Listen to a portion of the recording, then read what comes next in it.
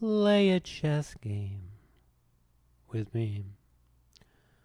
Okay, this is a thing I might post depending on how well it goes. I'm going to go through the method of checkmating when you get down to a king and a queen or a king and a rook. That I adapted this method from Stockfish. So this is a real point in the game that I got to. This is against Stockfish Level 5. So the end game begins. Now, all I have to remember is that before the king can get over to stop my pawn, I just have to get my king up here so that he doesn't have access to this square. We can go up, and if he runs over, you see that he is indeed not in time. So anyways, you go there, and then, as I said, the way that this game actually went was more like this, where he just kind of ran away. And he went like that, and he went like this, and he went something like this. This is where the Stockfish comes in. It's a lot easier to pre-move checkmates in these situations where you have something like this.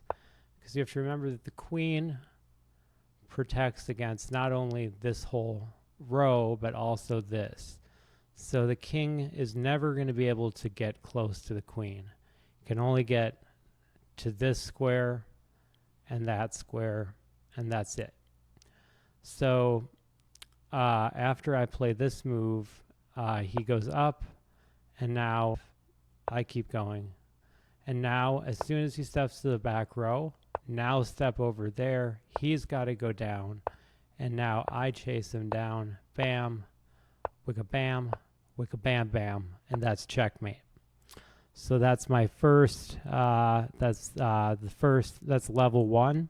I've taken to not promoting more than one pawn. It seems I don't need to.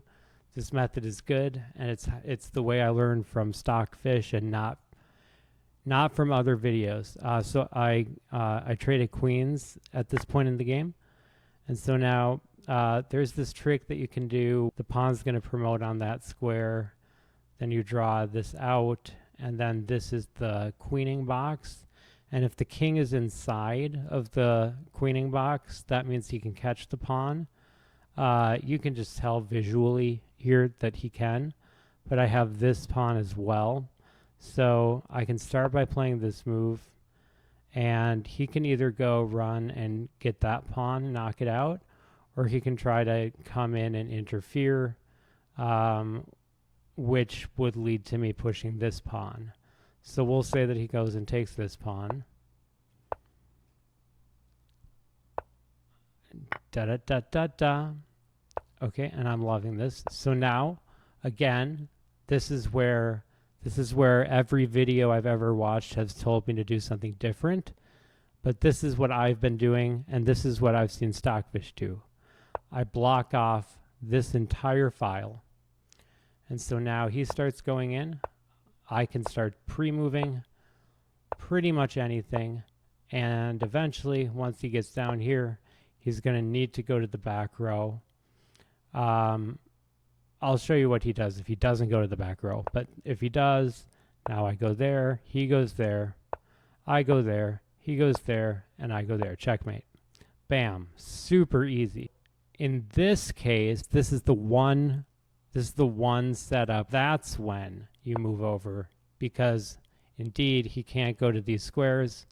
He can't go to those squares, leaving him these 3 squares to go to. Bam, chicka-bam, chicka-bam-bam. And that's all for the second one. And now we have Stockfish level 3. White is, I have the black pieces. Black is for choice. So once again, you can see that the queening square is right here. And that means that if it's white's turn, then white is going to be able to catch up with him. White would be able to go there, I'd go there, he'd go there, I'd go there, and he'd catch me. However, it's my turn.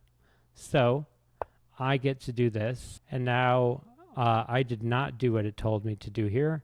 I just came in here, and then he tried to kind of stick around. And no matter what he does, bam, bam, bam, bam, bam, bam.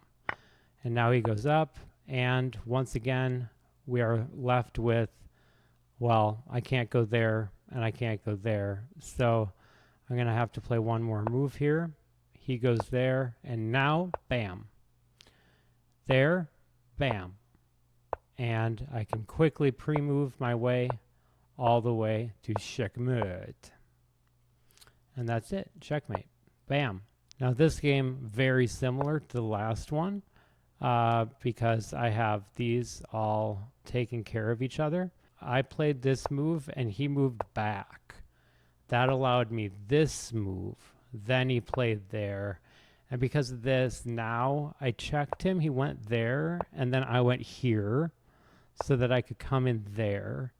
And then his path would be completely blocked off, and I'd be able to promote the pawn. And I just kept going up.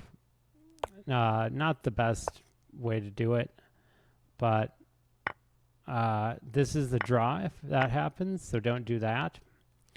But that's not what I did during the game. I moved the king around. You can see the king has nowhere to go except backwards or up. It's suggesting this move. I'm going to come around and I'm going to come in this way. He's going to play there. Now I can play here. Just the difference of one pawn.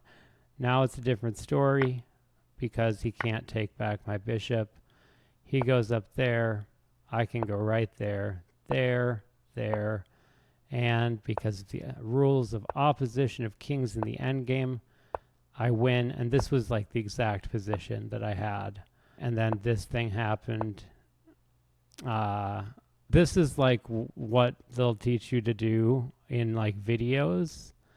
Something like this. And then he goes like that. And then you checkmate him. The difference is that I'm just going here right away. The simpler way, which is just going there, and now it's checkmate.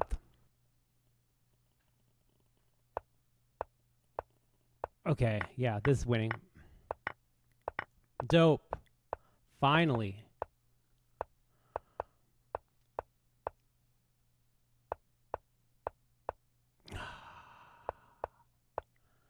Okay, and now we go for our little thing. There we go. Now here, here, and now there. Bam. What do you think? That's a checkmate. All right. Okay, all right. And that, from allegory to victory, that's going to be a dub. And I'm going to take us out. I'm going to play a song that I wrote and recorded myself. No big deal. Your Mitsubishi pulled into my drive just the other day. I've never been so sure that I love love.